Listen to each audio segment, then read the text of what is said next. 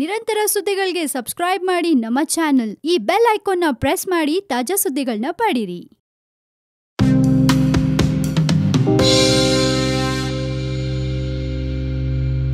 Hello, ನೀವು ನೋಡ್ತಾ ಇದ್ದೀರಾ one India Kannada YouTube channel. ನಾನು ರಶ್ಮಿ.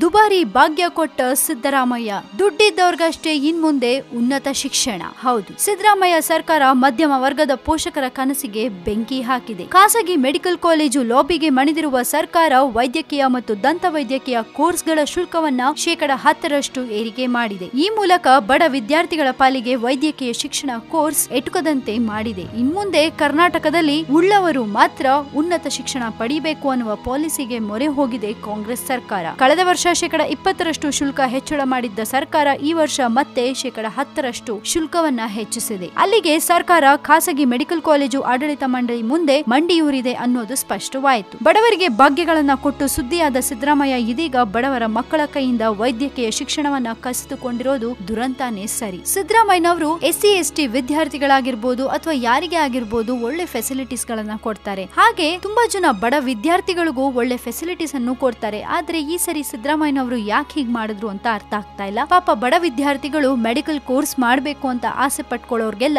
ಈಗ ಖಂಡಿತ ನಿರಾಶೆ ಆಗತ್ತೆ. ಯಾಕಂದ್ರೆ ಎಲ್ಲಾ ಮೆಡಿಕಲ್ ಕೋರ್ಸ್ ಗಳ ಮೇಲೆ ಆಲ್ಮೋಸ್ಟ್ 10% ಅಷ್ಟು ಫೀಸ್ ಅನ್ನ ಜಾಸ್ತಿ ಮಾಡಿದ್ದಾರೆ ಸಿದ್ದರಾಮಯ್ಯನವರು. ಖಂಡಿತ ಇದು ಬಡ ವಿದ್ಯಾರ್ಥಿಗಳಿಗೆ ತುಂಬಾನೇ ಡಿಸಪಾಯಿಂಟ್ ಆಗತ್ತೆ. ಸೊ ಇದ್ರ ಬಗ್ಗೆ ನೀವೇನ್ ಹೇಳ್ತೀರಾ ಫ್ರೆಂಡ್ಸ್? ಇದ್ರ ಬಗ್ಗೆ ನಿಮ್ಗೆ ಏನಾದ್ರೂ ಒಪಿನಿಯನ್ಸ್ ಕೊಡ್ಬೇಕನ್ಸಿದ್ರೆ ಧಾರಾಳವಾಗಿ ನಿಮ್ಮ ಒಪಿನಿಯನ್ಸ್ ಅನ್ನ ನಮ್ ಜೊತೆ ಶೇರ್ ಮಾಡ್ಕೊಳ್ಳಿ. ಹಾಗೆ ಇನ್ನಷ್ಟು ಸುದ್ದಿಗೆ ನೀವು ಮರಿಬೇಡಿ ಸಬ್ಸ್ಕ್ರೈಬ್ ಮಾಡಿ ನಮ್ಮ one India Kannada YouTube channel. ಜೊತೆಗೆ ಈ ನಮ್ಮ ವಿಡಿಯೋ ನಿಮಗೆ ಇಷ್ಟವಾದಲ್ಲಿ ದಯವಿಟ್ಟು ಶೇರ್ ಮಾಡಿ, ಲೈಕ್ ಕೂಡ ಮಾಡಿ.